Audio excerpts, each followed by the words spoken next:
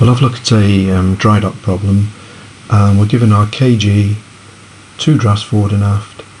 Using the data booklet, calculate the effective GM at the critical instant.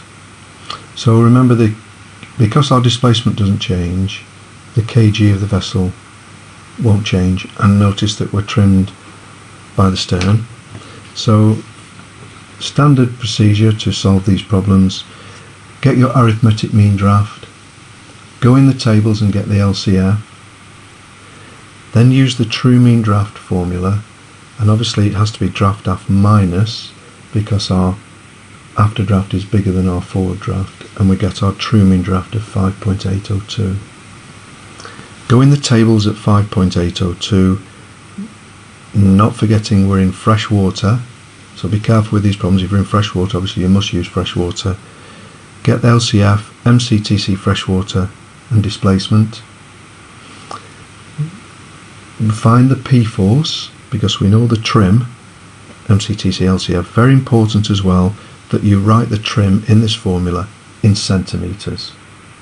Okay, so our trim is 1.82 metres, but we write 182 centimetres in the formula. So the P-force is 433. So at the critical instant, we must subtract that P-force from the weight to get our Km, because the Km has to change because the waterborne area, the shape of the vessel, has changed because the water's gone out of the dock. Therefore our Km has to change. So we go in the tables at 11130 and we look up the Km and we find that it's 8.67. So just to reiterate there, the Km has to be taken after we've subtracted the P-force value from the displacement.